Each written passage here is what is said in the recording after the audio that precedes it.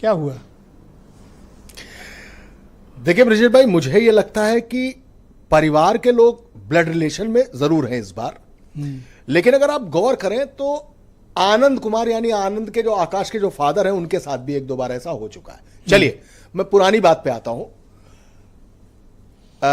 मायावती, जब इंडक्शन हुआ मायावती का, उस समय काशीराम से मेरा एक इंटरव्यू हुआ था जिसमें उन्होंने कहा था, जब एक सभा चल रही थी, उन्होंने कहा ये जो तंबू आप देख रहे हैं जिसमें भीड़ बैठी है, ये तंबू किस चीज पे टिका है? तो मैंने कहा बंबू पे। बोले बंबू किस चीज पे टिका है? उन्होंने कहा, मैंने कहा रस्सी पे।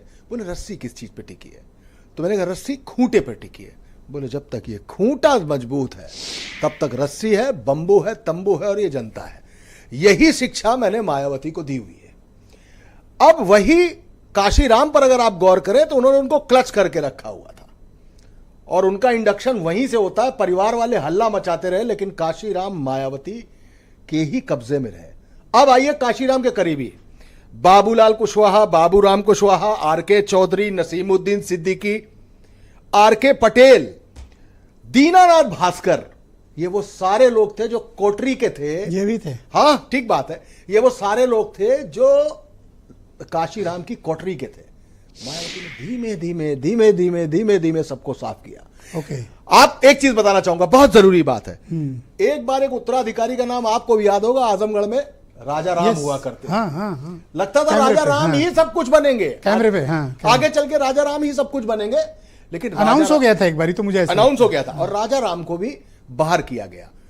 एक घटना पे आता हूं, ब्रिजेश जी आप भी उसके गवाह थे।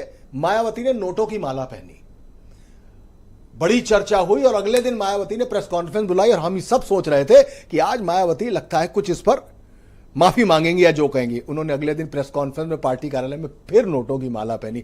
ये स्टाइल ऑफ पॉलिटिक्स मायावती का है। सुप्रीमो शब्द केवल मायावती के लिए इजाद हुआ, आज सारी पार्टियों के अध्यक्ष को सुप्रीमो कहा जाता है। यह मायावती का तरीका है। कोई नहीं तय कर सकता कि मायावती क्या करने जा रही, क्योंकि मायावती से जब पूछा गया था कि आपका भाषण कौन लिखता है, तो भाषण भी खुद लिखती है, फैसले भी खुद लेती है। लोगों को लगता है कि शायद कुछ पता नहीं, लेकिन उनको आकाश आनंद को निकाला क्यों? आकाश आनंद को अशोक सिद्धार्थ की वजह से वास्तव में निकाला गया।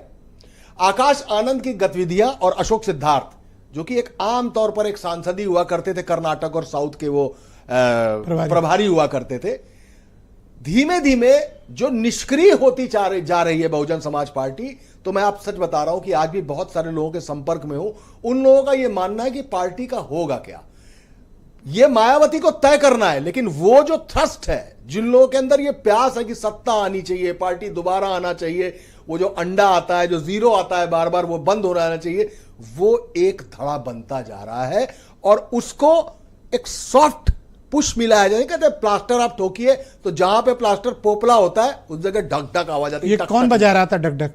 आकाश? अशोक सिद्धार्थ और वाया आकाश। तो बसपा में गुट बन गया था, जिस गुट को आकाश आनंद, अशोक सिद्धार्थ लीड कर रहे थे।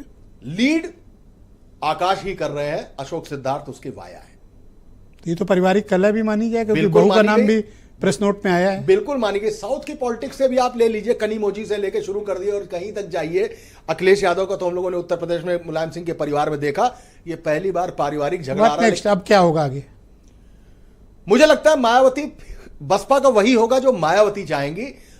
आनंद के साथ उनका अभी जुड़ाव, जो भाई हैं उनके साथ जुड़ाव, इस फैसले को कुछ चीजों से सेटल करने की स्थिति हो सकती है। लेकिन मैंने जो आपको बताया कि नोट के बदले नोट की माला पहनना, काशीराम के करीबियों को दूर करना, यह सोचना कि पार्टी। तो आकाश आनंद का कैरियर फिनिश्ड? अभी बहुत जल्दी हो जाएगा यह कहना कि कैरियर फिनिश। कैरियर ऑप्शन क्या है? ऑप्शन तो फिलहाल मायावती ही है। बगावत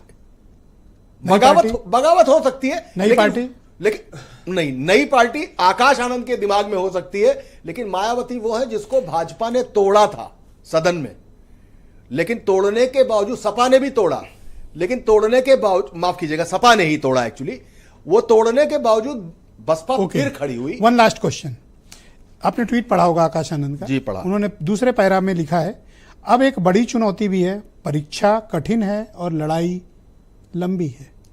व्हाट डज इट मीन? इसका मतलब क्या है? देखिए, पहली बात तो ये द्व्यर्थी तो नहीं है। द्व्यर्थी से मेरा मतलब पॉजिटिव है, मैं निगेटिव बात नहीं कर रहा हूं। शायद अपनी बुआ को विश्वास दिलाने के लिए एक लंबी लड़ाई उन्हें लड़नी पड़ेगी। लेकिन हां, उसके पॉलिटिकल मायने ये जरूर निकाले जा सकते हैं कि शायद लेकिन आकाश आनंद की इतनी हिम्मत कैसे हो सकती है कि वो पार्टी में रहते हुए और उस पद पर अभी जो बयान सुनाया उस आपको क्या लगा? मुझे बड़ा खोज के लाया गया ये। बिल्कुल बिल्कुल, आप बहुत खोज के लाए हैं और ये बिल्कुल सही है कि इसके मायने कुछ ना कुछ तो निकलते। लेकिन मायावती से बगावत करके आनंद एक पार्टी बनाए तो पीछे से वो रिमोट किसके पास है ये देखना पड़ेगा। और ये देखना पड़ेगा बहन जी का रिमोट, बहन जी का रिमोट तो भारतीय जनता पार्टी के हाथ में। That's it. के गौतम, मायावती